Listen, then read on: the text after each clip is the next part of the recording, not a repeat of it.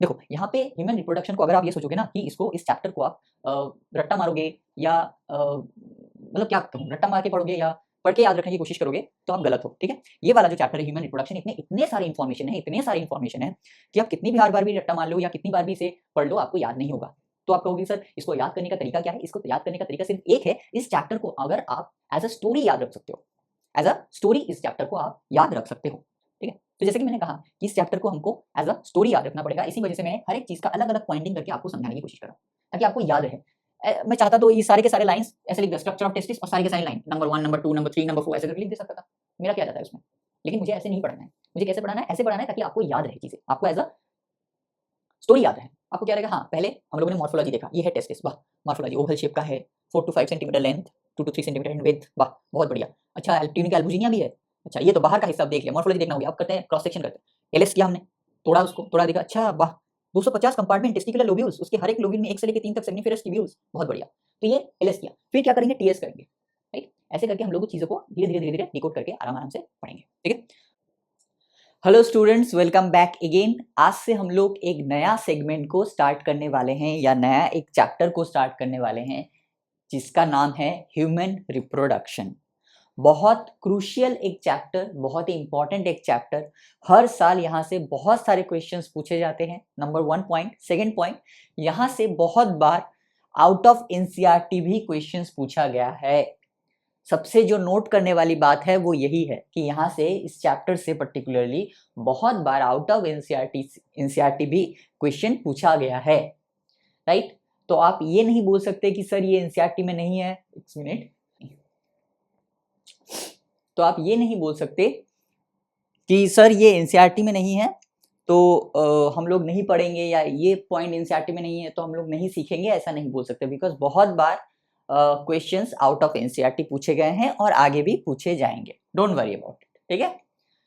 तो इस चैप्टर में अगर मैं पर्टिकुलरली बात करूं तो सिर्फ इधर उधर कहीं भी हाथ नहीं मारना है, हाथ पर नहीं मारना है, आपको सिर्फ और सिर्फ एनसीईआरटी को फॉलो करना है और मेरे नोट्स को, वीडियो लेक्चर्स को फॉलो करना है, दैट्स इट। और बहुत अच्छे से हर एक चीज को पॉइंट वाइज नोट डाउन करना है, क्लियर है। चलो आज हम लोग डिस्कस करेंगे क्या, ह्यूमन रिप्रोडक्शन। क्या डिस्कस करेंगे, ह्यूमन रिप्रोडक्शन। तो हेडिंग डाल दीजिए ह्यूमन रिप्रोडक्शन। सबसे पहला पॉइंट क्या लिखेंगे, सबसे पहला, अच्छा चलो मैं भी लिख देता हूं, ह्यूमन रिप्रोडक्शन। क्या लिखेंगे, ह्यूमन रिप्रोडक्शन,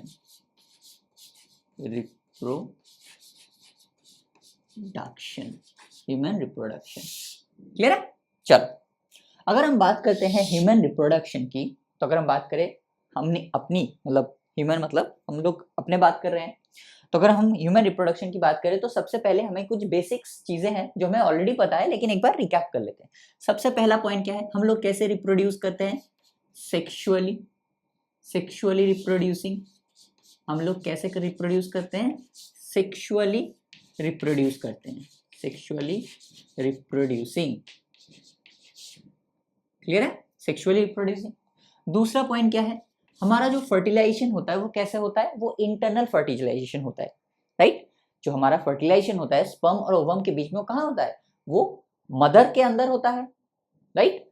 तो क्या होगा, इंटरनल फर्टिलाइजेशन, ये भी हमको पता है, internal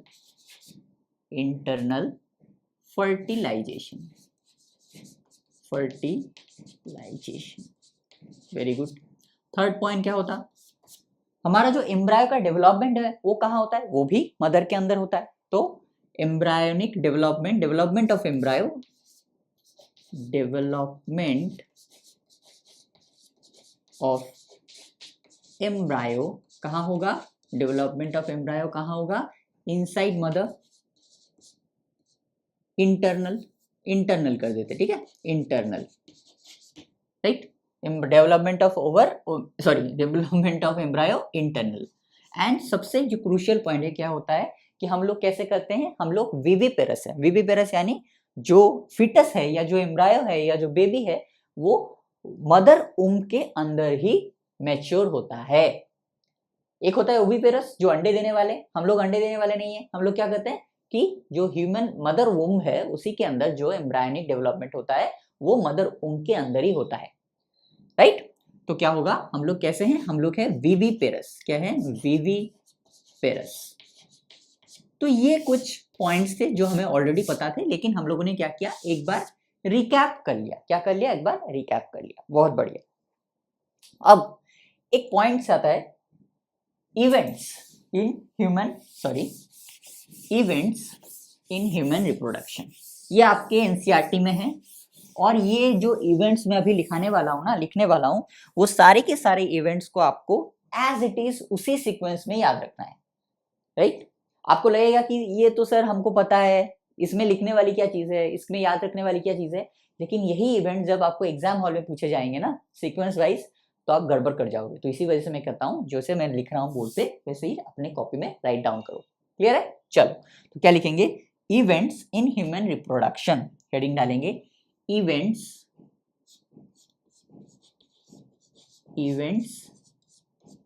in human reproduction, events in human reproduction.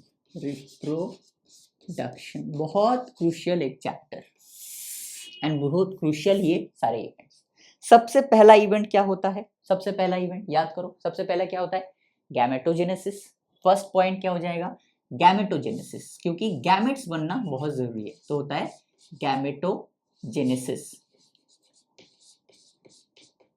अब गैमेटोजेनेसिस में क्या बनता है, स्पर्म बनता है मेल में, एंड फीमेल में क्या बनता है, ओवम। तो जो स्पर्म बनता है उसको हम लोग क्या बोलते हैं, स्पर्मेटोजेनेसिस। क्या बोलते हैं, स्पर्मेटोजेनेसिस, जिसमें क्या बनता है, स्पर्म, और एक होता है आपका क्या, oogenesis, जहां पे क्या बनता है, oogenesis में क्या बनता है, oogenesis में बनता है ओवम। यहाँ पे क्या बनता है, यहाँ पे स्पर्म बनता है, और यहाँ पे क्या बनता है, यहाँ पे बनता है ओवम। गैमेटोजेनेसिस के बाद क्या होगा बताओ, गैमेटोजेनेसिस के बाद हो जाएगा फर्टिलाइजेशन। नहीं, फर्टिलाइजेशन होगा, गैमेट्स कहाँ बना, स्पर्म कहाँ बना, मेल में, और ओवम कहाँ बना, फीमेल में। तो फीमेल मेल का जो स्पर्म है उसे कहाँ पहुंचाना पड़ेगा, फीमेल के अंदर पहुंचाना पड़ेगा। तो उसको हम लोग क्या बोलेंगे, उसको हम लोग बोलते हैं इंसेमिनेशन। क्या बोलते हैं, इंसेमिनेशन। इंसेमिनेशन, सारे के सारे पॉइंट एनसीईआरटी वाले हैं, don't worry. With in bracket लिखेंगे। इंसेमिनेशन का मतलब क्या होता है, ट्रांसफर ऑफ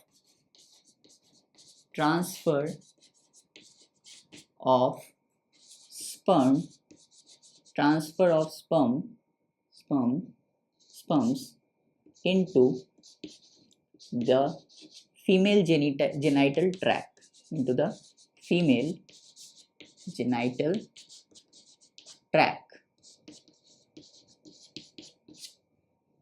फीमेल के जेनाइटल ट्रैक में हम लोग क्या करते हैं, स्पर्म को ट्रांसफर करते हैं, जिस प्रोसेस को बोला जाता है इंसेमिनेशन।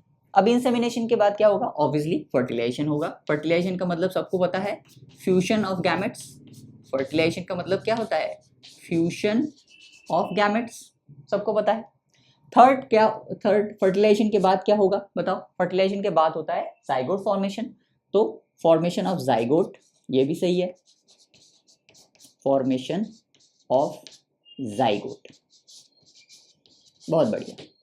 अब जाइगोट फॉर्मेशन के बाद क्या होगा, formation and development of blastocyst. ये जो लाइन है ब्लास्टोसिस्ट, ये आपके लिए नया है। आप कहोगे सर ब्लास्टोसिस्ट क्या है, तो ये देखो, ये जो जाइगोट है ना, ये वन सेल्ड स्टेज है, वन सेल, एक ही सेल होता है जाइगोट में। फिर वो डिवाइड करके दो से 4, 4 से 8, 8 से 16, 16 से 32, 32 से 64, 64 से 128, ऐसे ऐसे डिवाइड करता जाता है। और हर एक डिवीजन में इस जाइगोट का अलग अलग नाम होता है, मोरूला, ब्लास्टूला, ग्रास्टूला, ऐसे ऐसे नाम होता है, चेंजेस, ठीक है। जब हम लोग एम्ब्रायनिक डेवलपमेंट पढ़ेंगे ना, तब हम लोग इन डिटेल में इसको डिस्कस करेंगे। लेकिन अभी के लिए जान लीजिए, ये जो प्रोसेस है, इसमें जो एंड प्रोडक्ट बनता है, ये जो डिवीजन हो रहा है ना, कंटिन्यूअस डिवीजन, सेल डिवीजन, उसमें जो एंड प्रोडक्ट बनता है उसको बोला जाता है ब्लास्टोसिस्ट। ब्लास्टोसिस्ट क्या करता है, ब्लास्टोसिस्ट ही जो यूटेराइन वॉल है, एंडोमेट्रियम, यूटेराइन वॉल में जो एंडोमेट्रियम है वहां जाके वो अटैच्ड होता है, जिसको हम लोग बोलते हैं implantation.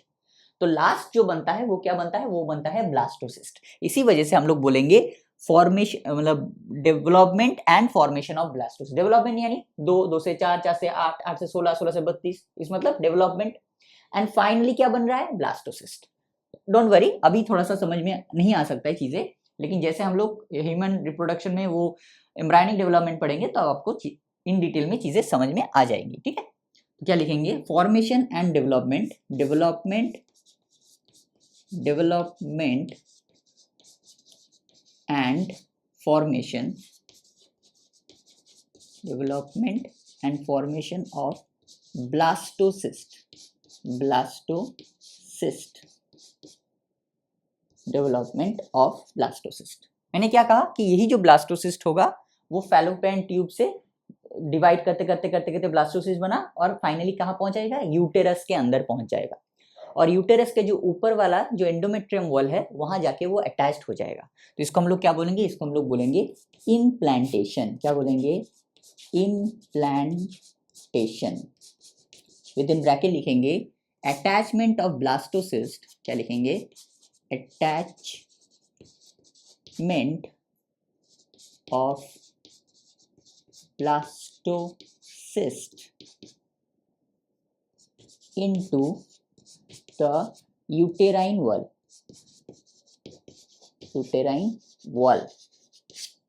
attachment of blastocyst into the uterine wall is called implantation। Clear है, इम्प्लांटेशन हो गया। इम्प्लांटेशन के बाद क्या होगा, एम्ब्रायोनिक डेवलपमेंट। क्या हो जाएगा, एम्ब्रायोनिक डेवलपमेंट, जिसको हम लोग क्या बोलते हैं, जेस्टेशन। क्या बोलते हैं, जेस्टेशन, GESTATION, जेस्टेशन मतलब एम्ब्रायोनिक डेवलपमेंट, एम्ब्रायोनिक डेवलपमेंट। अब यहाँ पे कंफ्यूजन होता है कि सर हम लोग एम्ब्रायो और फिटस को डिस्टिंग्विश कैसे कर सकते हैं। तो देखो अप टू 8 वीक्स तक, मतलब प्रेगनेंसी जो होता है 9 महीने 7 दिन के आसपास होता है, तो अप टू 8 वीक्स मतलब 2 महीने तक हम लोग क्या वर्ड यूज करेंगे, एम्ब्रायो। लेकिन जैसे ही प्रेगनेंसी का 2 महीना ओवर हो जाएगा उसे ही हम लोग उसको फिटल स्टेज बोल सकते हैं। एम्ब्रायनिक स्टेज बोलेंगे अप टू 2 मंथ्स यानी 8 वीक्स तक। 8 वीक्स के बाद हम लोग उसे क्या बोलेंगे, फिटस बोलेंगे और एम्ब्रायो नहीं बोलेंगे। ठीक है, तो इसको this embryonic development is called gestation. ये जो एम्ब्रायनिक डेवलपमेंट हो रहा है थ्रू आउट द स्पैन, 9 महीने 7 दिन के जो स्पैन में ये जो एम्ब्रायनिक डेवलपमेंट हो रहा है, इसे हम लोग बोलेंगे क्या, इसे हम लोग बोलेंगे जेस्टेशन। अब एम्ब्रायनिक डेवलपमेंट हो गया, अब क्या होगा, अब बच्चा डिलीवरी होगा, तो क्या बोलेंगे उसे, पार्चुरेशन। क्या बोलेंगे, पार्चुरेशन, पार्चुरेशन। क्या बोलेंगे, पार्चुरेशन। एक मिनट, पार्चुरेशन, पार्चुरेशन, पार्चुरेशन क्या है, delivery of baby, delivery of baby is called parturition, right. आपके एनसीईआरटी में यहीं पे खत्म कर दिया गया है एम्ब्रायनिक डेवलपमेंट को। गैमेटोजेनेसिस, फिर इंसेमिनेशन, फिर फर्टिलाइजेशन, फिर फॉर्मेशन ऑफ जाइगोट, वहां से development and formation of blastocyst, फिर फाइनली ब्लास्टोसिस्ट जाके जुड़ जाएगा यूटेराइन वॉल के साथ, जिसको हम लोग बोलेंगे इम्प्लांटेशन। उसके बाद स्टार्ट होगा जेस्टेशन मतलब एम्ब्रायनिक डेवलपमेंट का फेस, एंड फाइनली बच्चा डिलीवरी हो जाएगा तो उसको हम लोग बोलेंगे पार्चुरेशन। लेकिन एक और स्टेज आता है ह्यूमन रिप्रोडक्शन के मतलब इवेंट्स के अंदर, जो आपके एनसीईआरटी में नहीं लिखा गया है, उसे कहा जाता है लैक्टेशन। तो इसको अलग कलर से आप लोग लिख सकते हैं, अलग कलर से आप लोग क्या कर सकते हैं, इसे लिख सकते हैं, that is called lactation, lactation. What is lactation, what is lactation, it is nothing but the breast feeding. जब बच्चा पैदा होता है ना तो उसे तुरंत माँ के पास दे दिया जाता है ताकि अपना जो मतलब मिल्क है उसे वो फीड कर सके, राइट। क्योंकि उस मिल्क में हम लोग जब पढ़ेंगे आगे जाके तो बहुत सारे एंटीबॉडीज होते हैं, राइट, बहुत सारे एंटीबॉडीज होते हैं जो थोड़ा सा येलो कलर का होता है, जिसको क्लोस्ट्रम बोला जाता है, राइट। डोंट वरी, हम लोग आगे जाके पढ़ेंगे। तो उसमें बहुत सारे एंटीबॉडीज होते हैं, वो बहुत ज्यादा न्यूट्रिशियस होता है बेबी के लिए और बेबी को इनिशियल प्रोटेक्शन देता है, सिर्फ इनिशियली नहीं, through out the life protection देता है। तो वो लैक्टेशन प्रोसेस भी ये डेवलपमेंट इवेंट्स के अंदर आते हैं, लेकिन आपके एनसीईआरटी में नहीं दिया गया है, ठीक है। तो इसी वजह से मैंने इसको अलग कलर से लिखा, यहाँ पे आप स्टार भी देख सकते हो। तो अगर आपसे क्वेश्चन पेपर में लैक्टेशन इस इवेंट्स का पार्ट है तो आप उसको उसी को टिक कीजिएगा, ठीक है, बिकॉज लैक्टेशन इसी इवेंट्स का ही पार्ट है। तो क्या लिखेंगे, breast feeding, breast feeding, baby को ब्रेस्ट फीड करना जो होता है वो लैक्टेशन के अंदर आता है। तो क्या बनाया हम लोगों ने, गैमेट्स बनाया, मेल में स्पर्म, फीमेल में ओवम। अब ओवम तो मोटाइल है नहीं, मोटाइल कौन है, स्पर्म, तो स्पर्म को कहाँ जाना पड़ेगा, फीमेल के पास। और कैसे जाएगा, इसी ट्रांसफर जो होता है, इसी ट्रांसफर को हम लोग बोलते हैं इंसेमिनेशन, राइट। फिर इंसेमिनेशन के बाद क्या होगा, दोनों में फर्टिलाइजेशन होगा, फर्टिलाइजेशन क्या बनेगा, जाइगोट बनेगा, जाइगोट डिवाइड करेगा, डेवलपमेंट एंड फॉर्म करेगा क्या, ब्लास्टोसिस्ट। वही ब्लास्टोसिस्ट जाके कहाँ अटैच हो जाएगा, यूटेराइन वॉल में अटैच हो जाएगा। फिर यूटेराइन वॉल में जैसे ही वो अटैच हुआ, फिर उसका एम्ब्रायनिक डेवलपमेंट स्टार्ट होगा, राइट। उसका क्या होगा, उसका एम्ब्रायनिक डेवलपमेंट स्टार्ट होगा। फिर धीरे धीरे वो एज अ फिटस, फिर फिटस से एक प्रॉपर बेबी में कन्वर्ट हो जाएगा। इसी प्रोसेस को हम लोग बोलते हैं जेस्टेशन। फिर जैसे ही वो बेबी में एकदम मैच्योर बेबी में कन्वर्ट हो जाएगा, हम लोग क्या करेंगे, बेबी को डिलीवरी करेंगे। उस डिलीवरी को क्या बोलते हैं, उसको बोला जाता है पार्चुरेशन। फिर जैसे ही बेबी को डिलीवरी किया जाता है, उसके 1 घंटे या 2 घंटे बाद उसको अपने मम्मी को दिया जाता है, माँ को दिया जाता है, ताकि वो अपना ब्रेस्ट फीड कर सके। तो इसी ब्रेस्ट फीडिंग के प्रोसेस को कहा जाता है लैक्टेशन। क्लियर है यहाँ तक। देखो यहाँ पे ह्यूमन रिप्रोडक्शन को अगर आप ये सोचोगे ना कि इसको, इस चैप्टर को आप रट्टा मारोगे या मतलब क्या कहूँ, रट्टा मार के पढ़ोगे या पढ़ के याद रखने की कोशिश करोगे, तो आप गलत हो, ठीक है। ये वाला जो चैप्टर है ह्यूमन रिप्रोडक्शन, इसमें इतने सारे इंफॉर्मेशन है, इतने सारे इंफॉर्मेशन है कि आप कितनी भी बार भी रट्टा मार लो या कितनी बार भी इसे पढ़ लो, आपको याद नहीं होगा। तो आप कहोगे सर इसको याद करने का तरीका क्या है, इसको याद करने का तरीका सिर्फ एक है। इस चैप्टर को अगर आप एज अ स्टोरी याद रख सकते हो, एज अ स्टोरी इस चैप्टर को आप याद रख सकते हो, स्टोरी की तरह। एक स्टोरी कि भाई हाँ गैमेट बना, फिर गैमेट से गैमेटोजेनेसिस हुआ, फिर गैमेट यहाँ पहुंचा तो इंसेमिनेशन हुआ, फिर वहां पे फर्टिलाइजेशन हुआ, फिर फर्टिलाइजेशन से क्या हुआ, जाइगोट बना, फिर जाइगोट डिवाइड कर रहा है और ब्लास्टोसिस बन गया, ब्लास्टोसिस जाके अटैच हो गया। ये क्या है, एज अ स्टोरी अगर आप इस चीज को याद रख सकते हो तो ही इस चैप्टर को आप याद रख पाओगे, नहीं तो इतने सारे इंफॉर्मेशन है।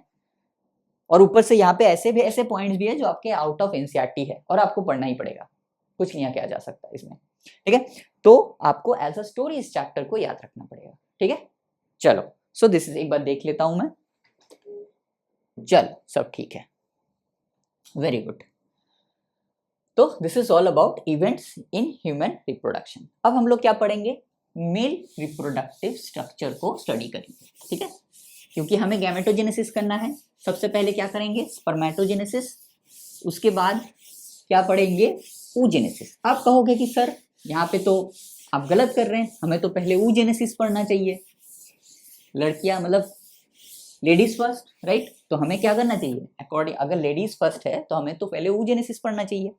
तो हम पहले स्पर्मेटोजेनेसिस क्यों पढ़ेंगे, हम पहले फीमेल मेल रिप्रोडक्टिव स्ट्रक्चर क्यों पढ़ेंगे, हमें तो पहले फीमेल पढ़ना चाहिए, राइट, बिकॉज लेडीज फर्स्ट।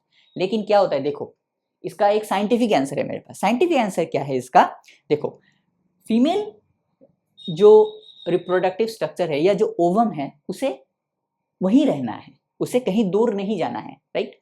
लेकिन मेल स्पर्म की बात करें, अगर हम लोग स्पर्म की बात करें तो स्पर्म को बहुत ज़्यादा ट्रैवल करना है, बहुत दूर जाना है, राइट। तो इसी वजह से हम लोग स्पर्म को थोड़ा सा टाइम देंगे, इसी वजह से हम लोग क्या करेंगे, पहले फीमेल रिप्रोडक्टिव स्ट्रक्चर पढ़ेंगे। क्यों, ताकि पहले स्पर्म बन जाए और स्पर्म अपना जर्नी जो है वो स्टार्ट कर दे, क्योंकि उसे फीमेल तक पहुंचना है तो उसको टाइम लगेगा। नहीं तो मतलब पहले अगर फीमेल रिप्रोडक्टिव स्ट्रक्चर पढ़ लिया तो क्या बनेगा, ओवम तो बन जाएगा और ओवम बन के एकदम तैयार होके बैठा होगा और अभी तक स्पर्म नहीं बना, स्पर्म आएगा भी नहीं, तो ओवम क्या हो जाएगी, गुस्सा हो जाएगी। तो इसी वजह से हम लोग क्या करेंगे, ओवम को गुस्सा नहीं दिला के हम लोग क्या करेंगे, सबसे पहले स्पर्म को प्रोड्यूस कर देंगे ताकि स्पर्म जो है अपना जर्नी स्टार्ट कर सके, और बाद में ओवम को प्रोड्यूस करेंगे ताकि ओवम को कम वेट करना पड़े बिफोर फर्टिलाइजेशन।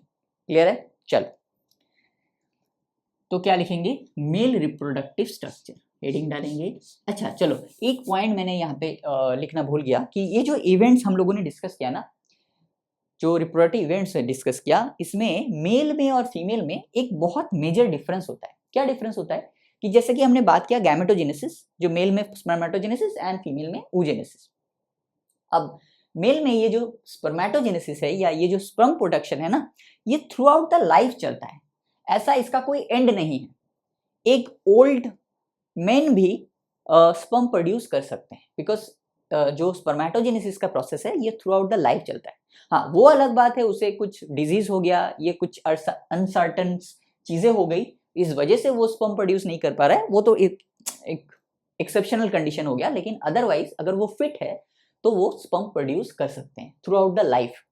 लेकिन अगर हम बात करें वुमेन की, तो वुमेन में क्या होता है कि एट द एज ऑफ 50 और अराउंड 50 प्लस माइनस 2-3 साल आप पकड़ सकते हो, इन बिटवीन 45 टू 55 के बीच में ये होता है, क्या होता है कि ओवम बनना बंद हो जाता है, राइट। क्या होता है, ओवम बनना बंद हो जाता है। इस प्रोसेस को हम लोग बोलते हैं menopause.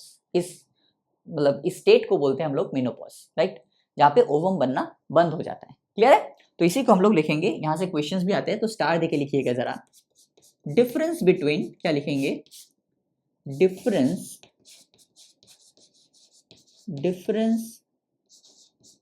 Between reproduction events, difference between reproductive events in male and female। Difference between reproductive events in male and female की अगर हम बात करें, तो जो स्पर्मेटोजेनेसिस होता है, जो स्पर्मेटोजेनेसिस होता है वो क्या होता है, through out the life, through out the life ये चलता है। मतलब एक ओल्ड मैन में भी हम लोग क्या देख सकते हैं, एक ओल्ड मैन में भी हम लोग स्पर्मेटोजेनेसिस देख सकते हैं अगर वो हेल्दी है तो। और अगर बात करें हम लोग oogenesis की, तो oogenesis मतलब ओवम प्रोडक्शन, तो क्या होता है, सीज्ड मतलब स्टॉप्स हो जाना, ceased at the age around 50 जो है एक एवरेज नंबर है, ये 45 से लेके 55 के बीच में होता है, अराउंड 50। सीज्ड मतलब कौन सीज हो गया, ओवम प्रोडक्शन सीज हो गया, राइट। oogenesis मतलब ovum production cease at the age of around 50। इसी को बोला जाता है, इस स्टेट को बोला जाता है मेनोपॉज। क्या बोला जाता है, इसे बोला जाता है मेनोपॉज, राइट। यहाँ पे मेंस्ट्रुअल साइकिल जो है वो पूरी तरह से बंद हो जाता है। और इसमें जो फीमेल बॉडी है, इसमें बहुत सारे चेंजेस होते हैं, बहुत सारे changes, hormonal changes, physical changes, mental changes, बहुत सारे चेंजेस होते हैं, राइट। ये एक क्रूशियल फेज होता है एक फीमेल के लाइफ का, जो जब मेंस्ट्रुएशन स्टार्ट होता है तब, और जब मेंस्ट्रुएशन बंद होता है तब, एक फीमेल के लाइफ का बहुत इंपॉर्टेंट एंड बहुत क्रूशियल एक स्टेज होता है उसके लाइफ का।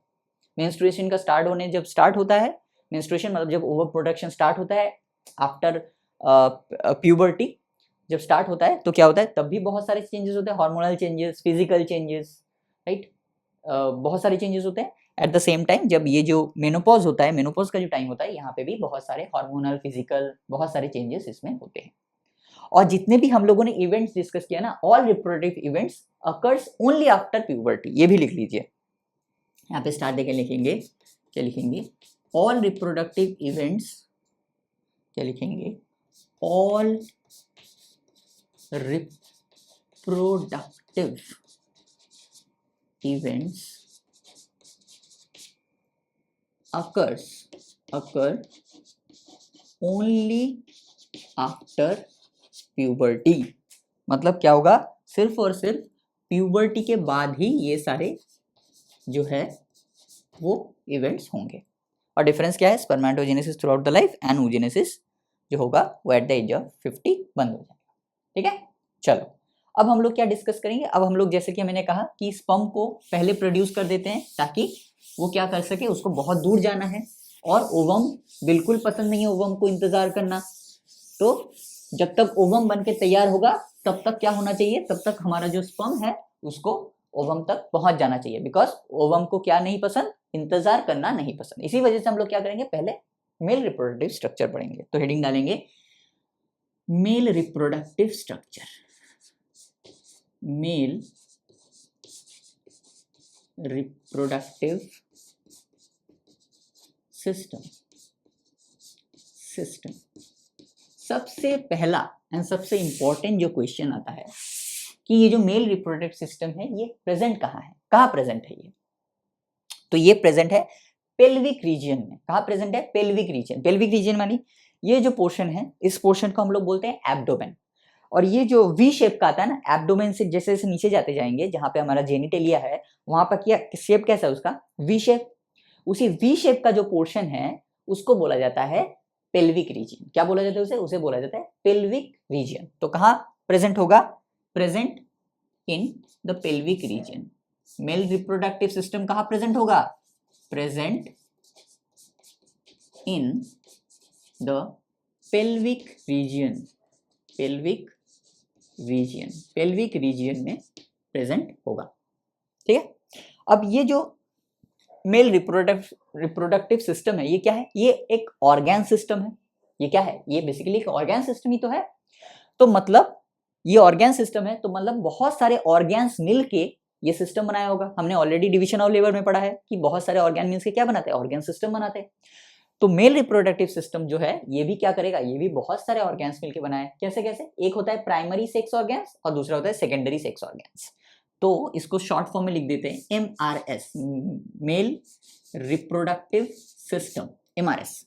तो अगर हम बात करते हैं MRS की, यानी मेल रिप्रोडक्टिव सिस्टम की, तो मेल रिप्रोडक्टिव सिस्टम किस किस चीज से बना है, primary sex organ, primary sex organ plus secondary sex organ, primary sex organs and secondary sex organ, ये दोनों मिलके बनाएंगे मेल रिप्रोडक्टिव सिस्टम। अब ये देखो, ये जो प्राइमरी सेक्स ऑर्गेन है, सेकेंडरी सेक्स ऑर्गेन में, इसमें डिफरेंस क्या है, डिफरेंस क्या है देखो। प्राइमरी किसको बोलते हैं, जो फर्स्ट पोजीशन में रहता है। यहाँ पे मेल रिप्रोडक्टिव सिस्टम की अगर हम बात करें तो यहाँ पे हमारा प्राइमरी फोकस क्या है, हमारा प्राइमरी फोकस है कि भाई हमें जैसे तैसे स्पर्म प्रोड्यूस करना है। और स्पर्म कहाँ प्रोड्यूस होगा, स्पर्म प्रोड्यूस होगा टेस्टिस के अंदर। कहाँ होगा, टेस्टिस के अंदर। डोंट वरी, हम लोग टेस्टिस को भी पढ़ेंगे, इन डिटेल में पढ़ेंगे सब कुछ, लेकिन अभी के लिए इतना जान लीजिए, जो स्पर्म होता है, स्पर्म हमारा मेन फंक्शन है। हमें क्या करना है, हम यहाँ पे क्या कर रहे हैं, स्पर्म बनाने की कोशिश, राइट। स्पर्म कहाँ बनेगा, टेस्टिस के अंदर। तो इसी वजह से स्पर्म टेस्टिस के अंदर बनता है, तो इसी वजह से टेस्टिस जो है वो प्राइमरी सेक्स ऑर्गन हो गया, बिकॉज वो गैमेट्स बना रहा है। स्पर्म क्या है, गैमेट्स ही तो है। ऑन दी अदर हैंड अगर हम बात करें सेकेंडरी सेक्स ऑर्गन की, तो इस मतलब सेकेंडरी सेक्स ऑर्गन किसे कहा जाता है, तो ये रिप्रोडक्शन जितने भी इवेंट्स है, जितने भी रिप्रोडक्टिव इवेंट्स, इसमें इनका बहुत मेजर रोल रहता है। मतलब अगर स्पर्म प्रोडक्शन की बात करें तो इसमें इनका बहुत मेजर रोल रहता है रिप्रोडक्शन में, लेकिन ये लोग गैमेट्स नहीं प्रोड्यूस करते हैं। और हमारा मेन फोकस क्या है, गैमेट्स प्रोड्यूस करना। गैमेट्स कौन करता है, टेस्टिस। इसी वजह से टेस्टिस को हमने क्या बना दिया, टेस्टिस को हमने बना दिया प्राइमरी सेक्स ऑर्गन। और टेस्टिस के अलावा जितने भी पार्ट्स है, जितने भी डक्ट्स है, ग्लैंड्स है, उसको हम लोग क्या बना दिया, उसको हमने बना दिया सेकेंडरी सेक्स ऑर्गन। ठीक है, तो प्राइमरी सेक्स ऑर्गन क्या हो जाएगा, लिखो यहाँ पे primary sex organ, primary sex organ in male क्या होता है, टेस्टिस। टेस्टिस, टेस्टिस TIS है तो ये सिंगुलर है, ठीक है। अगर TES है तो ये प्लूरल है। टेस्टिस मतलब वन, एंड TES अगर बोला जाए तो मतलब टू, ठीक है। प्राइमरी सेक्स ऑर्गन क्या है, इन मेल टेस्टिस। क्यों, बिकॉज ये स्पर्म प्रोडक्शन साइट है। क्या है ये, स्पर्म प्रोडक्शन साइट है, या गैमेट प्रोडक्शन साइट भी इसे बोल सकते हैं। ऑन दी अदर हैंड अगर हम बात करें सेकेंडरी सेक्स ऑर्गन की, तो सेकेंडरी सेक्स ऑर्गन्स किसे कहेंगे, play a important role in human reproduction but do not produce gametes. क्या किया जा सकता है, play an important role in play an important role in reproduction, but do not produce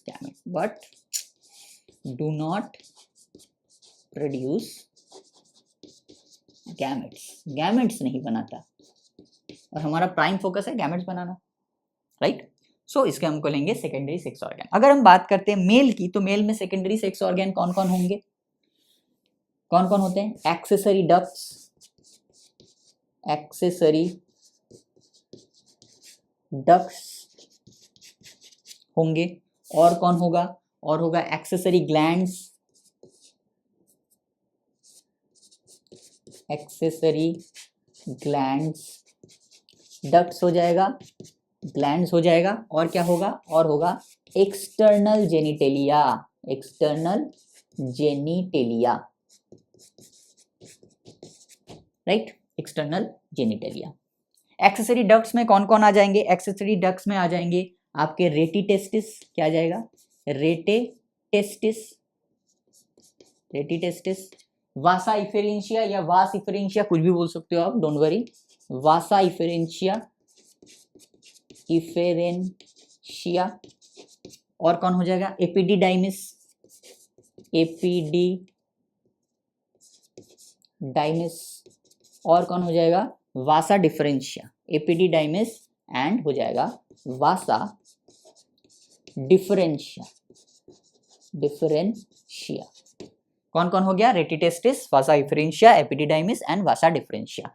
1 2 3 and 4, ये क्या हो गए? ये सारे सारे एक्सेसरी डक्ट्स हो गए, राइट। एक्सेसरी ग्लैंड्स में कौन कौन आ गया? एक्सेसरी ग्लैंड में सबसे पहले आ जाएगा आपका seminal vesicles, seminal vesicles, CLES। क्यों S? बिकॉज ये दो होते हैं, दो, ऐसे दो होते हैं, एक दो होते हैं, seminal vesicles, with in bracket 2 लिख देंगे। और क्या होगा?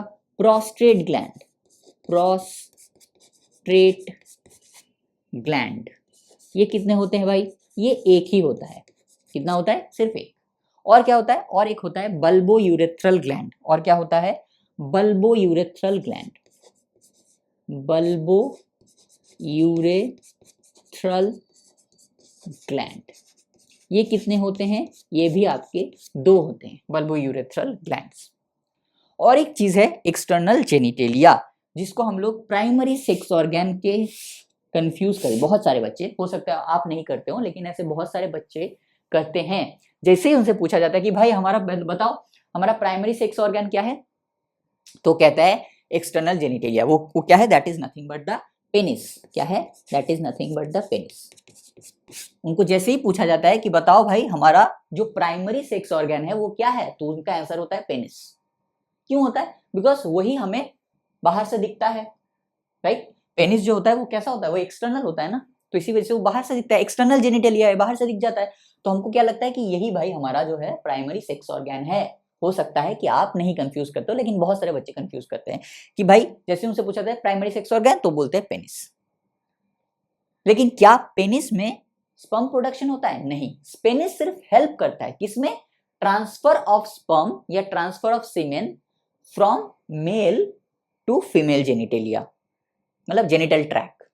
पेनिस सिर्फ उसमें हेल्प करता है। जैसे कि मैंने कहा कि ये सारे के सारे play an important role in reproduction, तो पेनिस भी बहुत इंपॉर्टेंट रोल प्ले करेगा। क्या प्ले करेगा? कि स्पर्म को वो फीमेल जेनिटल ट्रैक में प्रोड्यूस नहीं करेगा। स्पर्म प्रोड्यूस कौन कर रहा है? टेस्टिस। तो इसी वजह से टेस्टिस जो है ये हमारा प्राइमरी सेक्स ऑर्गन है, और जो एक्सटर्नल जेनिटेलिया है या जो पेनिस है वो हमारा सेकेंडरी सेक्स ऑर्गन है। ये चीज को अच्छे से ध्यान से हमें याद रखना है, इसमें कंफ्यूज नहीं होना है। क्योंकि देखो एक चीज याद रखना है कि हमारा मेन फोकस या मेन उद्देश्य क्या है? स्पर्म बनाना। कौन बनाता है? टेस्टिस। तो वो हो गया प्राइमरी, बाकी सारे के सारे सेकेंडरी। ठीक है। So this is all about primary sex organ in male and secondary sex organ in male. ठीक है। अब हम लोग क्या पढ़ेंगे? अब हम लोग जो प्राइमरी है उसको सबसे पहले बात डिस्कस करेंगे। तो आज हम लोग क्या डिस्कस करेंगे? आज हम लोग टेस्टिस को इन डिटेल में डिस्कस करेंगे। ठीक है। देखते हैं कितना टाइम रहता है या कुछ रहता है, उसके हिसाब से हम लोग देखेंगे। डोंट वरी, हम लोग क्या डिस्कस करेंगे? टेस्टिस को डिस्कस करेंगे। क्लियर है तक? चलो एक बार देख लेता हूँ कितना टाइम हुआ। चलो 34 मिनट्स हुए। वेरी गुड, टाइम है, बहुत टाइम है। So this is all about the general introduction present in the pelvic region. दो चीज से बनता है भाई। हाँ सही है, सब सही है। चलो ओके। अब हम लोग क्या डिस्कस करेंगे? टेस्टिस। तो हेडिंग डालेंगे स्ट्रक्चर ऑफ टेस्टिस। क्या हेडिंग डालेंगे? Structure of testis. Structure of testis.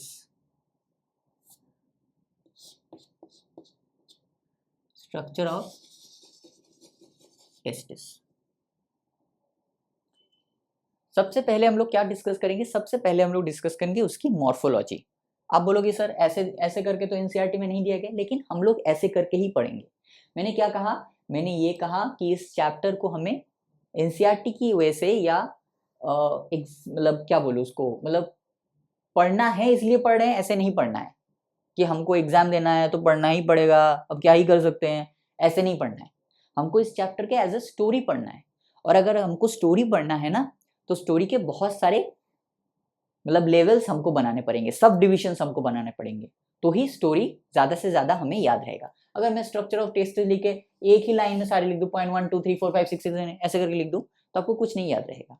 लेकिन अगर मैं मॉर्फोलॉजी लिखूं, फिर एलएस, फिर टीएस ऐसे करके लिखूं ना, तो आपको ज्यादा चीजें याद रहेंगी, आप उसको स्टोरी की तरह याद रख सकते हो। ठीक है, चलो सबसे पहले क्या डिस्कस करेंगे टेस्टिस में, उसका मॉर्फोलॉजी डिस्कस करेंगे। क्या डिस्कस करेंगे, मॉर्फोलॉजी। वेरी गुड, हेडिंग डाल दीजिए मॉर्फोलॉजी।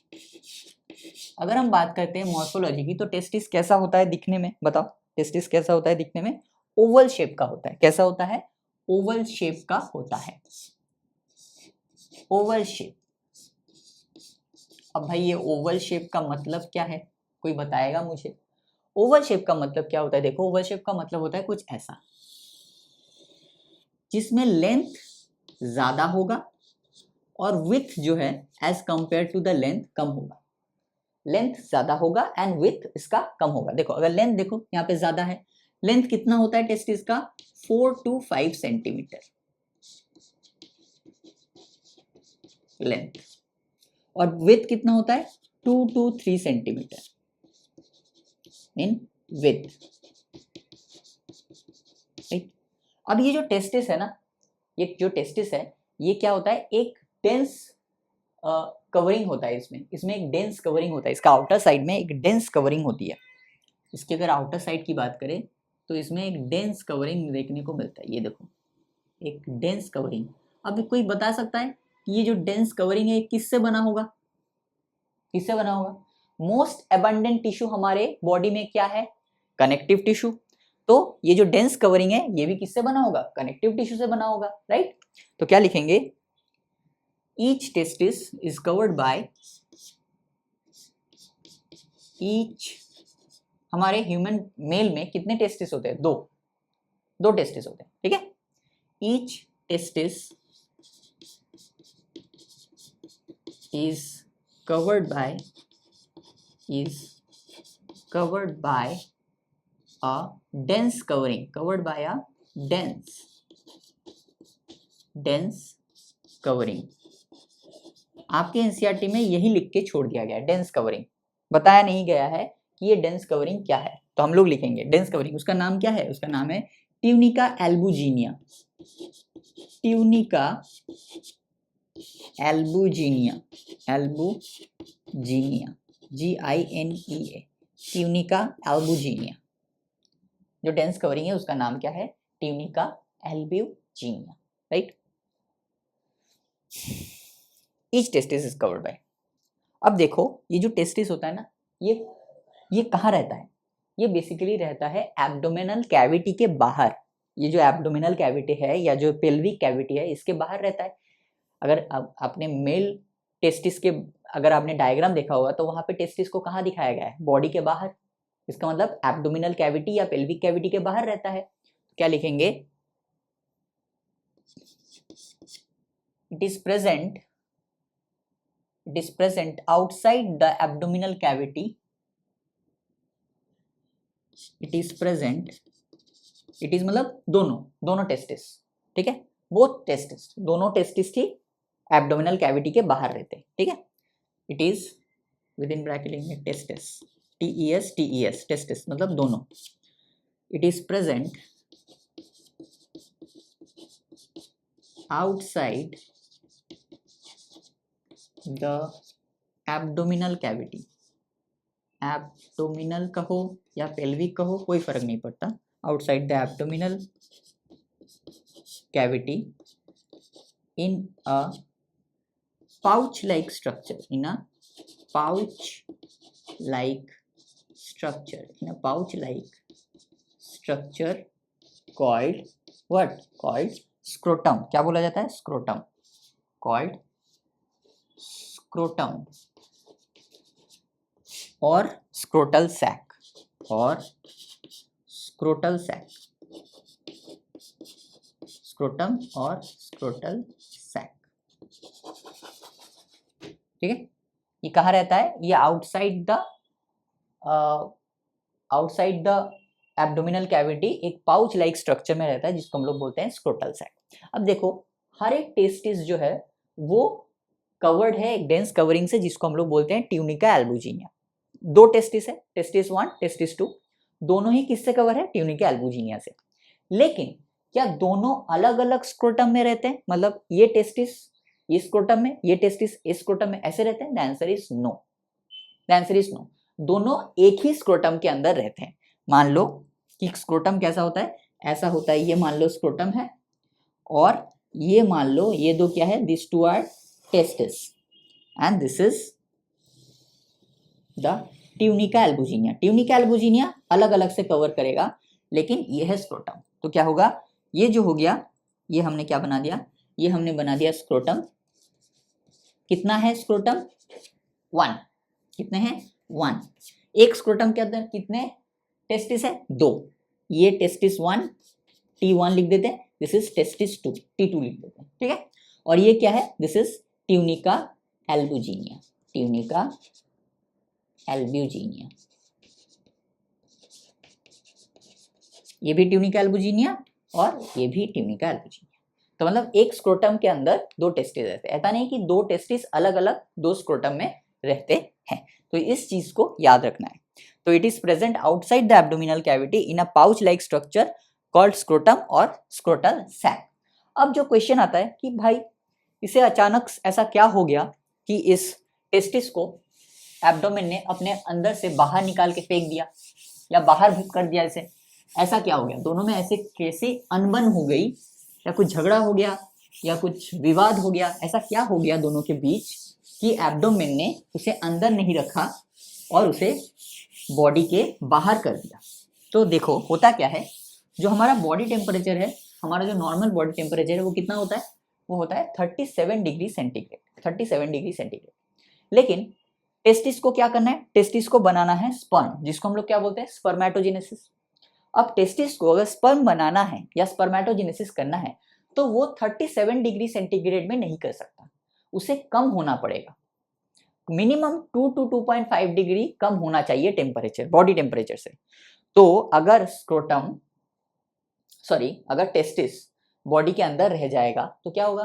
कभी वो स्पर्म प्रोड्यूस नहीं कर पाएगा, राइट? तो इसी वजह से एब्डोमिनल कैविटी क्या करता है? एब्डोमिनल कैविटी उसे बाहर निकाल देता है, स्क्रोटम सैक के अंदर निकाल देता है, ताकि टेम्परेचर जो है वो 2 से 2.5 डिग्री कम हो जाए। ठीक है, तो उसी को हम लोग लिखेंगे। क्या लिखेंगे? Scrotal sac helps in maintaining. Scrotal sac का काम क्या है? पता नहीं कौन सा पॉइंट लिखा था मैंने, लिख देते चलो। Scrotum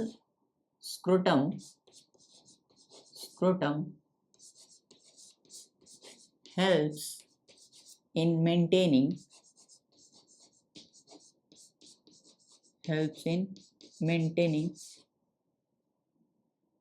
lower temperature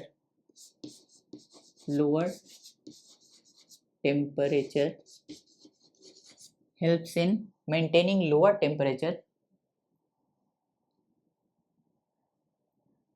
necessity for lower temperature within bracket लिखेंगे, lower temperature within bracket लिखेंगे 2 to 2.5 degree centigrade lower than body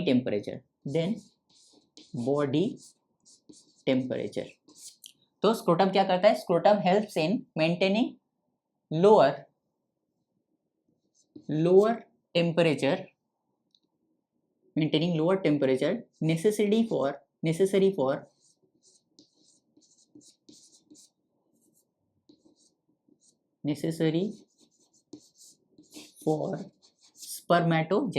necessary for spermatogenesis.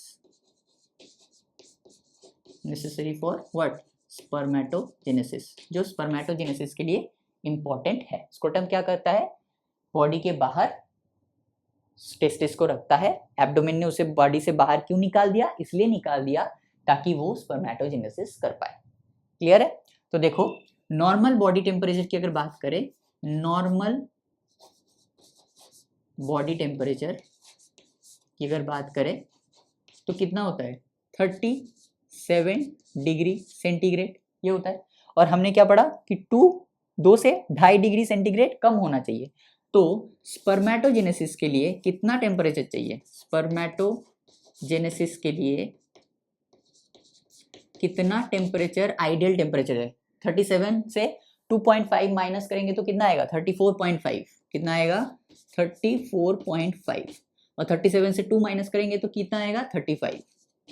तो 34.5 से 35 डिग्री सेंटीग्रेड होना चाहिए स्पर्मेटोजेनेसिस के लिए। तो अगर टेस्टिस बॉडी के अंदर रह जाएगा तो स्पर्मेटोजेनेसिस नहीं हो पाएगा। इसी वजह से क्या होता है, टेस्टिस को बाहर भेज दिया जाता है स्क्रोटम के अंदर, ताकि जो बॉडी टेम्परेचर है उसका 34 से 35 डिग्री सेंटीग्रेड है, मतलब नॉर्मल टेम्परेचर से 2 to 2.5 डिग्री कम। ये याद होना चाहिए। अब एक क्वेश्चन यहाँ पे फ्रेम हो सकता है, हालांकि कभी हुआ नहीं है, लेकिन जैसे कि मैंने कहा कि इस चैप्टर से हर साल आउट ऑफ एनसीईआरटी क्वेश्चंस पूछे जाते हैं, इसका एक ट्रेंड रहा है। तो यहाँ पे एक क्वेश्चन पूछे जाते हैं कि ये जो टेस्टिस है इसको हमने कहाँ भेज दिया, स्क्रोटम में भेज दिया, लेकिन इस टेस्टिस का डेवलपमेंट जो होता है वो कहाँ होता है, ये डेवलपमेंट होता है एब्डोमिनल कैविटी के अंदर। तो यहाँ पे कुछ पॉइंट्स लिखेंगे हम लोग जो एनसीईआरटी में नहीं है लेकिन बहुत इंपॉर्टेंट है। क्या लिखेंगे हम लोग, लिखेंगे यहाँ पे स्टार देके लिखते हैं, ये आउट ऑफ एनसीईआरटी, ठीक है। ये भी आपका आउट ऑफ एनसीईआरटी लिख लीजिए। यहाँ पे डेटाबेस क्वेश्चंस बहुत पूछे जाते हैं। ये जो टेम्परेचर मैंने बताया ना, ये डेटाबेस क्वेश्चन, ये डेटा है, क्या है, डेटा है। ये डेटाबेस क्वेश्चंस बहुत पूछे जाते हैं यहाँ से। तो आपको हर एक डेटा को याद दिमाग में अलग अलग वे में फीड करना पड़ेगा। फॉर एग्जाम्पल ये पूछ दिया जा सकता है कि इसको फ़ारेनहाइट में कन्वर्ट कर दो। डिग्री सेंटीग्रेड दिया गया ना, तो इसको फ़ारेनहाइट में क्या होगा, डिग्री सेंटीग्रेड से फ़ारेनहाइट का फॉर्मूला पता है। फॉर एग्जाम्पल मान लो, चलो ये भी कर देते हैं तुम्हारे लिए, चलो मान लो ये x डिग्री सेंटीग्रेड है, x डिग्री सेंटीग्रेड, इसको फ़ारेनहाइट में कन्वर्ट करना है, कैसे करेंगे, तो इसको ऐसे करेंगे, x इंटू 9/5 प्लस 32 फ़ारेनहाइट हो जाएगा, राइट। इसको ऐसे करो तो फ़ारेनहाइट हो जाएगा। x 1 बैठा सकते हो, 2 3 4 5 कुछ भी बैठा दो, इंटू 9/5 प्लस 32। क्लियर है यहाँ तक? तो ये फ़ारेनहाइट में कन्वर्ट हो जाता है, इसको याद रखना है आपको, बिकॉज ये अचानक से आपको फ़ारेनहाइट में भी पूछ सकता है, तो ये याद रखना है। तो हम कहाँ थे कि हाँ भाई टेस्टिस का डेवलपमेंट कहाँ हुआ, तो क्या लिखेंगे, development of testis takes place, development of testis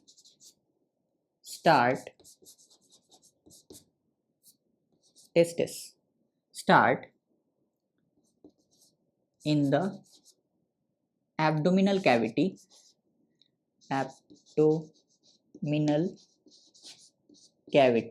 कहाँ स्टार्ट हुआ, एब्डोमिनल कैविटी में टेस्टिस का डेवलपमेंट स्टार्ट हुआ। लेकिन जैसे ही क्या हुआ, जैसे ही 7th month of foetal development आया, जैसे ही फीटस जो है 7 महीने का हुआ, क्या किया जाता है, इस टेस्टिस को भेज दिया जाता है कहाँ पे, स्क्रोटम के अंदर। और ऐसे ही टेस्टिस क्या बन जाता है, extra abdominal, right. Extra abdominal मतलब एब्डोमेन के बाहर, right. Development of testis start in the abdominal cavity, but during 7 month of fetal development,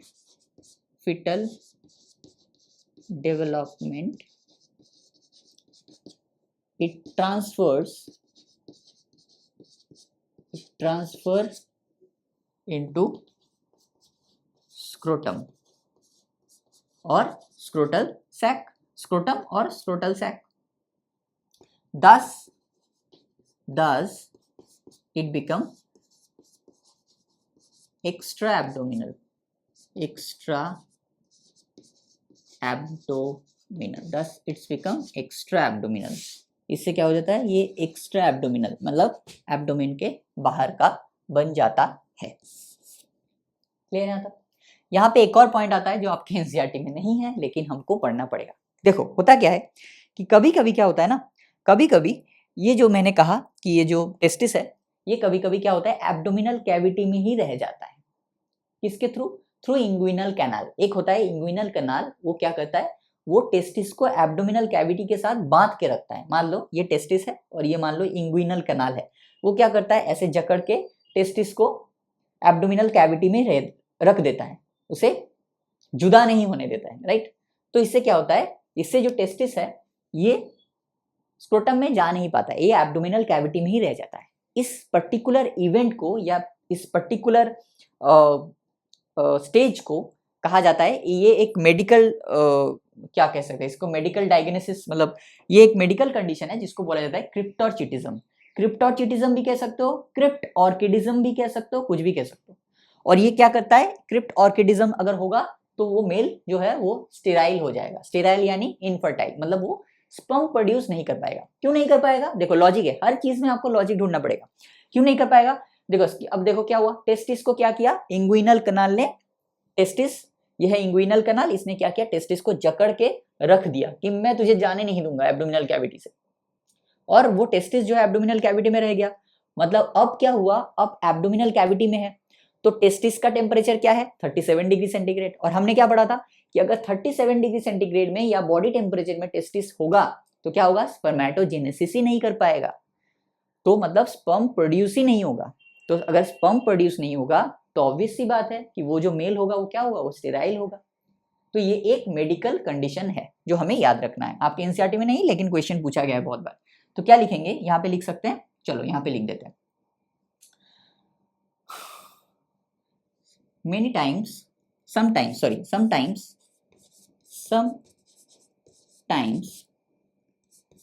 the testis, मतलब दोनों, या दो भी हो सकते हैं, कभी कभी एक भी हो सकता है, मेजॉरिटी ऑफ द केस में दोनों ही होते हैं, लेकिन कभी कभी एक भी हो सकता है। ये बहुत रेयर एक मेडिकल कंडीशन है जब एक टेस्टिस पहुंच जाए और दूसरा टेस्टिस पहुंच ना पाए, एक बहुत रेयर मेडिकल कंडीशन है, ठीक है। और मेजॉरिटी ऑफ द टाइम जो होता है वो दोनों ही रह जाते हैं। Sometimes the testis remains within the abdominal cavity, remains within the abdominal cavity, remains within the abdominal cavity with the help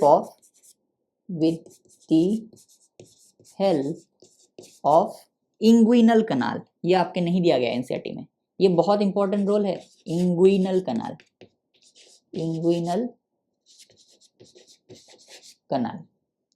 with the help of inguinal canal। this medical condition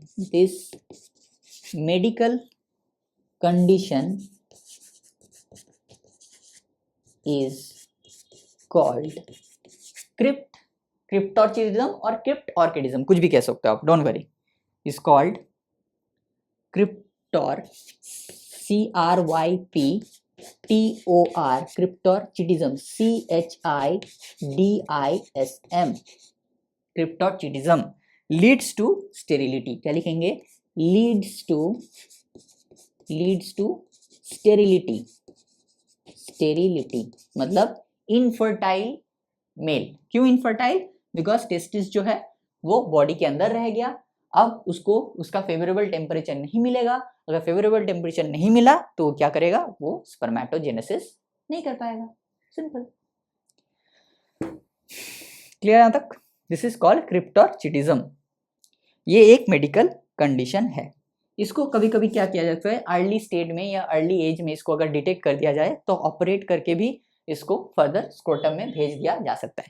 और ये जो इंग्विनल कैनाल है ना, ये जो inguinal canal है, इसका role सिर्फ मतलब टेस्टिस को एब्डोमिनल में रख नहीं देता, इसका एक और रोल भी है कि जब टेस्टिस जो है, टेस्टिस मतलब एब्डोमिनल कैविटी से कहाँ पहुंच गया, मान लो स्क्रोटम में पहुंच गया, अब स्क्रोटम में जो टेस्टिस है, तो टेस्टिस में भी क्या होना चाहिए, ब्लड सप्लाई होना चाहिए, नर्व का कनेक्शन होना चाहिए, और भी बहुत सारे डक्ट्स के कनेक्शन भी होंगे।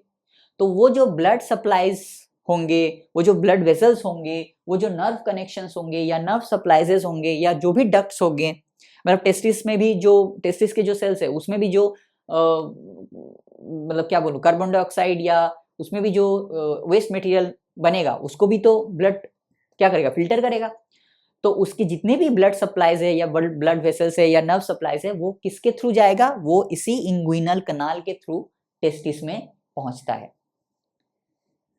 हमने इसका एक नेगेटिव रोल बता दिया, ये विलेन बना दिया हमने इंग्विनल कनाल को, कि इंग्विनल कनाल ने क्या किया, स्टेराइल बना दिया मेल को। क्यों? बिकॉज उसने जो टेस्टिस है उसको जकड़ के रख दिया एब्डोमिनल कैविटी के अंदर, वो स्पर्म नहीं बना पाया, तो मेल जो है वो स्टेराइल हो गया। हमने क्या कर दिया, हमने इंग्विनल कनाल को विलेन बना दिया, लेकिन एक्चुअली वो विलेन नहीं है, वो हीरो है।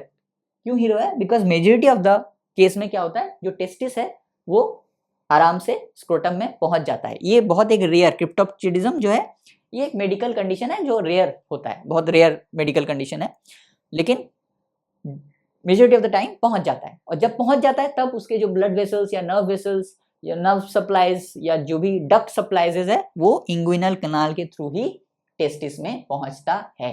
तो इंग्विनल कनाल कोई विलन नहीं है, वो एक हीरो है।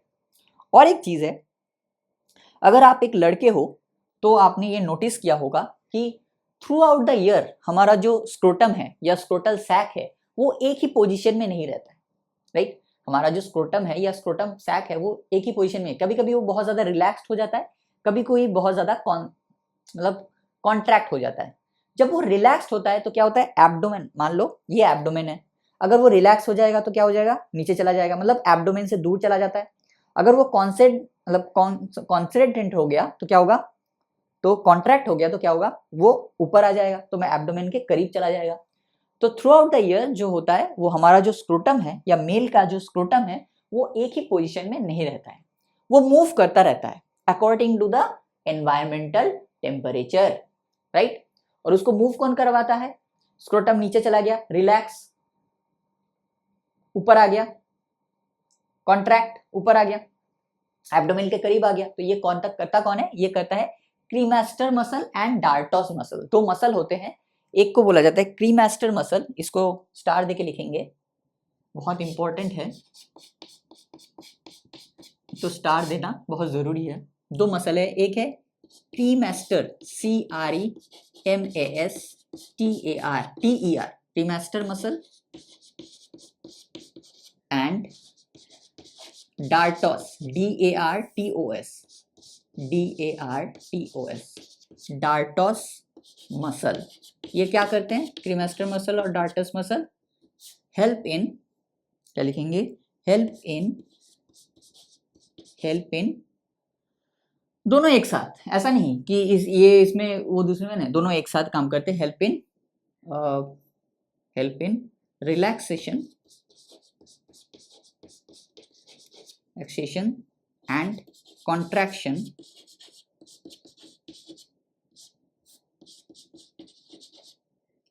of testis, relaxation and contraction of testis, नहीं, relaxation and contraction of testis भी कह सकते हो, स्क्रोटम भी कह सकते हो, ऑफ टेस्टिस और स्क्रोटम,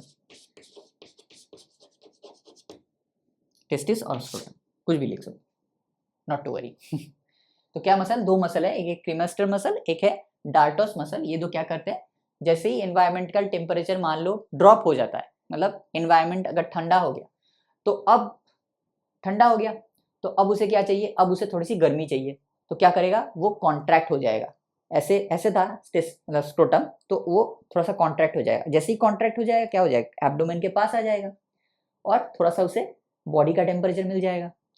और जैसे ही एनवायरमेंट गर्म हो जाएगा, तो वैसे ही एनवायरमेंट गर्म है, तो अगर वो एब्डोमेन के पास आ गया तो और गर्म हो जाएगा, तो उसे क्या होना चाहिए, एब्डोमेन के और दूर जाना पड़ेगा, तो इसी वजह से वो रिलैक्स हो जाएगा और एब्डोमेन से दूर चला जाएगा। ऐसा नहीं कि बहुत दूर चला जाता है, लेकिन ये according to the environmental temperature ये चेंज होता रहता है, ठीक है।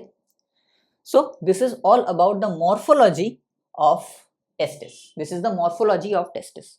अब टेस्टिस का मॉर्फोलॉजी तो हमने डिस्कस कर लिया, अब हमें क्या डिस्कस करना है, अब इसके हमें एनाटॉमी डिस्कस करना है। तो एनाटॉमी डिस्कस करने के लिए क्या जरूरी है, इसे हमें डाइसेक्ट करना पड़ेगा, काटना पड़ेगा टेस्टिस को।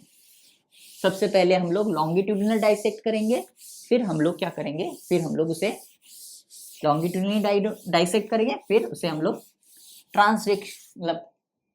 ट्रांसवर्स सेक्शंस करेंगे। चलो देख लेते कितना टाइम हुआ है, 1 घंटा हो चुका है, पता नहीं। ठीक है, एलएस को आज पढ़ा देते हैं, टीएस को नेक्स्ट लेक्चर में कवर करेंगे, बिकॉज ऑलरेडी 1 घंटा हो चुका है। तो ठीक है, चलो सबसे पहले डिस्कस करते हैं क्या करेंगे, मॉर्फोलॉजी डिस्कस किया, आप करेंगे लॉन्गिट्यूडिनल सेक्शन। मान लो, कैसे बताऊं, मान लो टेस्टिस है, ये एक टेस्टिस है, 1 टेस्टिस। इसको हम लोग अगर बीच में से ऐसे काटेंगे तो क्या हो जाएगा, ये टेस्टिस ऐसे खुल जाएगा, आधा आधा हो जाएगा। तो ऐसे आधा होने को बोलते हैं एलएस, लॉन्गिट्यूडिनल सेक्शन। मान लो ये टेस्टिस है, टेस्टिस को हमने ऐसे बीच में से ऐसे काट दिया, तो इसको हम लोग बोलेंगे ऐसे, जैसे बीच में से काटेंगे कैसा हो जाएगा, ऐसे खुल जाएगा, तो इसको हम बोलेंगे लॉन्गिट्यूडिनल सेक्शन। क्या बोलेंगे, लॉन्गिट्यूडिनल सेक्शन। तो लिखेंगे, ये सारी चीजें एनसीईआरटी में नहीं है, लेकिन आपको स्टोरी की तरह याद रखना है, तो इसे आपको पढ़ना पड़ेगा। तो क्या लिखेंगे, longitudinal section of testis, longitudinal section of testis. हमने क्या किया, टेस्टिस को लॉन्गिट्यूडिनली डाइसेक्ट किया, मतलब ऐसे एक टेस्टिस था, इसको हमने ऐसे काट दिया, तो ऐसा टेस्टिस था, ऐसे काटेंगे तो इसे ओपन हो जाएगा एक टेस्टिस। तो अगर हम लोग उसे लॉन्गिट्यूडिनल सेक्शन करेंगे तो हम लोग क्या देखेंगे, हर एक टेस्टिस में हमको बहुत सारे क्या बोलेंगे, बहुत सारे कंपार्टमेंट्स देखने को मिलेंगे, ऑलमोस्ट 250 कंपार्टमेंट्स देखने को मिलेंगे। Each testis has 250 compartments, 250 compartments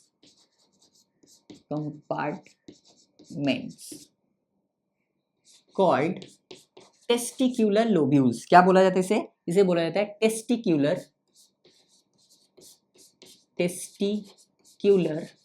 lobules बोला जाता है, लोब्यूल्स, टेस्टिक्यूलर लोब्यूल्स, राइट। क्या बोला जाता है, टेस्टिक्यूलर लोब्यूल्स। हमने क्या पढ़ा कि एक टेस्टिस में 250 कंपार्टमेंट्स है, लेकिन मेल बॉडी में टोटल कितने टेस्टिस है, 2।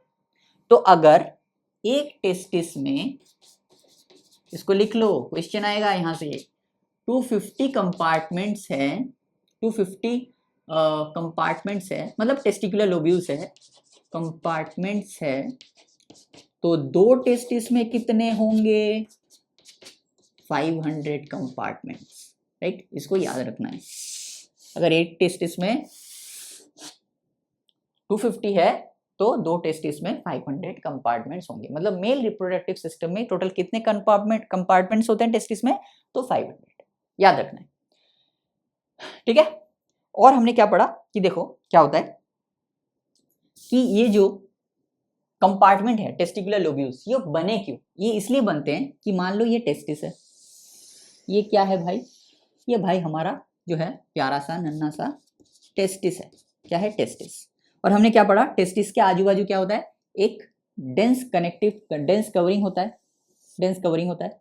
इस डेंस कवरिंग को हम लोग क्या बोलते हैं, ट्यूनिका एल्बुजिनिया।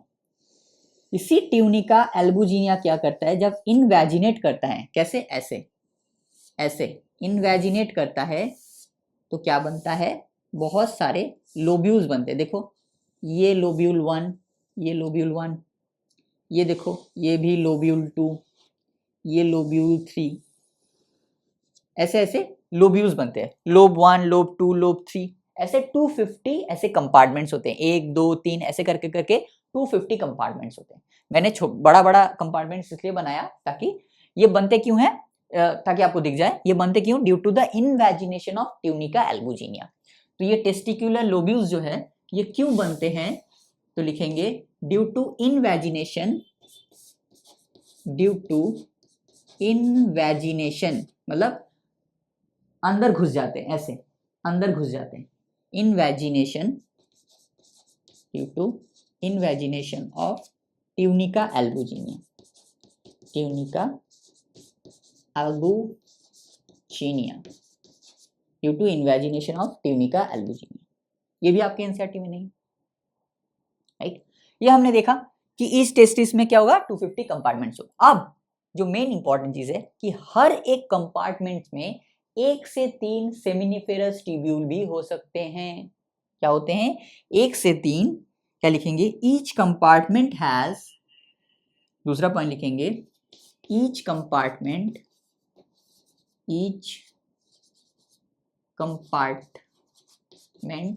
और टेस्टिकुलर लोब्यूल्स, जो भी कहें आप, each compartment has 1 to 3 seminiferous tubule, seminiferous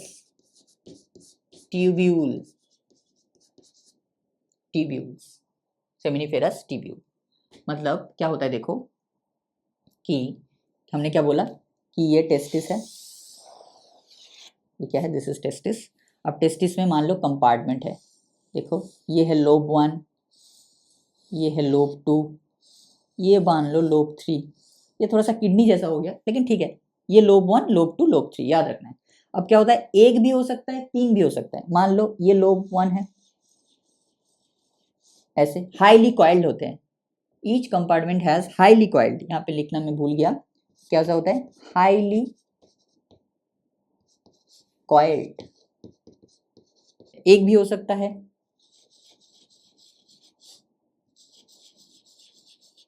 2 भी हो सकता है, और मैक्सिमम कितने होते हैं, मैक्सिमम हो सकता है 3।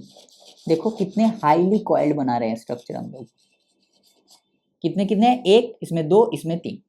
तो याद रखने के लिए मैंने डायग्राम को ऐसा बना दिया। ये क्या है, this is nothing but the seminiferous tubule. क्या है, this is nothing but the seminiferous tubule, ठीक है। और ये क्या है, this is nothing but the lobe 1, this is lobe 1, this is lobe 2, this is lobe 3। ऐसे 250 लोब्स होते हैं एक टेस्टिस में। अब देखो हमने क्या कहा कि each compartment has 1 to 3 seminiferous tubule. मतलब कितने कंपार्टमेंट्स है, 250 कंपार्टमेंट है। मतलब एक टेस्टिस में कितने सेमिनिफेरस ट्यूब्यूल होंगे, मैक्सिमम मिनिमम कितने हो सकते हैं, मिनिमम हो सकता है 250 into 1 250, और मैक्सिमम कितना हो सकता है 250 into 3 is equal to 750 seminiferous tubule हो सकता है। एक टेस्टिस में 250 से लेके 750 तक सेमिनिफेरस ट्यूब्यूल हो सकता है, बिकॉज एक में मिनिमम कितना हो सकता है, एक तो 250 into 1 कर देंगे तो 250, एंड 250 into 3 कर देंगे तो 750। मिनिमम इतना, मैक्सिमम उतना, राइट। मतलब हमारे पास कितने टेस्टिस है, 2 टेस्टिस है। तो 2 टेस्टिस में कितने होते हैं, 500 से लेके 1500 सेमिनिफेरस ट्यूब्यूल्स होंगे, right. So this is all about longitudinal section of testis. क्या देखा लॉन्गिट्यूडिनल सेक्शन में, हमने क्या देखा, जैसे ही लॉन्गिट्यूडिनल सेक्शन किया, ओपन हो गया, ओपन करके पहले चीज हमने देखा कि एक टेस्टिस में हम लोगों ने 250 कंपार्टमेंट देखे, और जिसको हमने नाम दिया टेस्टिकुलर लोब्यूल। और हर कंपार्टमेंट्स में हम लोग क्या देखा, 1 से लेके 3 तक सेमिनिफेरस ट्यूब्यूल देखा, जो हाईली कॉइल्ड रहते। देखो हाईली कॉइल्ड, तो मतलब एक टेस्टिस में 250 कंपार्टमेंट, मतलब 2 में हो गए 500 कंपार्टमेंट्स। तो यहाँ पे एक टेस्टिस में अगर 250 लेके 750 सेमिनिफेरस ट्यूब्यूल है, तो 2 में होंगे 500 से लेके 1500 तक। सो this is all about longitudinal section of testis. अब हमें क्या करना है, अब हमें ट्रांसवर्स सेक्शन भी करना है, लेकिन आज नहीं करेंगे, नेक्स्ट लेक्चर में करेंगे, बिकॉज ऑलरेडी लेक्चर कितना हो गया, 1 घंटा 10 मिनट, 1 घंटा 10 मिनट का लेक्चर हो गया। मैं चाहूँ तो आज भी करा सकता हूँ, ऐसा नहीं कि नहीं करा सकता, लेकिन कोई देखता ही नहीं है लेक्चर्स इतने घंटे का। 1 घंटे का लेक्चर देख के लोग भाग जाते हैं, ठीक है। तो जैसे कि मैंने कहा कि इस चैप्टर को हमको एज अ स्टोरी याद रखना पड़ेगा, इसी वजह से मैं हर एक चीज का अलग अलग पॉइंटिंग करके आपको समझाने की कोशिश कर रहा हूँ, ताकि आपको याद रहे। मैं चाहता तो ये सारे के सारे लाइन्स ऐसे लिख दे, स्ट्रक्चर ऑफ टेस्टिस, और सारी के सारी line number 1, number 2, number 3, number 4 ऐसे करके लिख दे सकता था, मेरा क्या जाता है उसमें। लेकिन मुझे ऐसे नहीं पढ़ना है, मुझे कैसे पढ़ाना है, ऐसे पढ़ाना है ताकि आपको याद रहे चीजें, आपको एज अ स्टोरी याद रहे। आपको क्या रहेगा, हाँ पहले हम लोगों ने मॉर्फोलॉजी देखा, ये है टेस्टिस, वाह मॉर्फोलॉजी ओवल शेप का है, 4 to 5 centimetre length, 2 to 3 centimetre in width, वाह बहुत बढ़िया। अच्छा ट्यूनिका एल्बुजिनिया भी है, अच्छा ये तो बाहर का हिस्सा अब देख लिया, मॉर्फोलॉजी देखना हो गया। अब करते हैं क्रॉस सेक्शन, करते हैं एलएस किया हमने, तोड़ा उसको, तोड़ा देखा, अच्छा वाह 250 कंपार्टमेंट टेस्टिकुलर लोब्यूल्स, उसके हर एक लोब्यूल में 1 से लेकर 3 तक सेमिनिफेरस ट्यूब्यूल्स, बहुत बढ़िया। तो ये एलएस किया, फिर क्या करेंगे, टीएस करेंगे, राइट। ऐसे करके हम लोग चीज़ों को धीरे धीरे धीरे धीरे डिकोड करके आराम आराम से पढ़ेंगे, ठीक है। तो बस आज का लेक्चर यहाँ तक रखते हैं, मतलब खत्म कर देता तो बहुत बढ़िया होता, अच्छा होता, लेकिन क्या ही किया जा सकता है। आप वैसे भी इतने बड़े लेक्चर्स देख के भाग जाते हो, तो मैं क्या ही कर सकता हूँ। मैं तो अपनी तरफ से पूरा एफर्ट दे रहा हूँ, लेकिन मतलब अकेले के एफर्ट से थोड़ी ना काम चलता है, आपको भी एफर्ट देना पड़ेगा। आप भी देखिए पूरा लेक्चर, 2-3 मिनट देख के आप भाग जाते हो कि यार, मैंने पहले भी कहा और आज भी कहता हूँ कि बहुत सारे बुक्स ढूंढने में जितना आप टाइम वेस्ट करते हो, या बहुत सारे लेक्चर्स देखने में जितना टाइम वेस्ट करते हो, मत करो। अगर आप एनसीईआरटी पढ़ते हो और मेरे लेक्चर्स के हर एक डायग्राम, हर एक नोट्स को आप लेते हो, तो मोर देन एफिशिएंट, मतलब मोर देन सफिशिएंट है, मोर देन सफिशिएंट। और हम लोग ह्यूमन रिप्रोडक्शन तो ऐसे पढ़ेंगे ना, मतलब आपको एकदम क्या ही बोलूं, बहुत अच्छे से याद रह जाएगा, ऐसे पढ़ेंगे हम लोग ह्यूमन रिप्रोडक्शन। चलो तो आज का लेक्चर यहाँ तक रखते हैं, फिर मिलेंगे कल बोर्ड वर्क में, तब तक के लिए wish you all the very best and bye.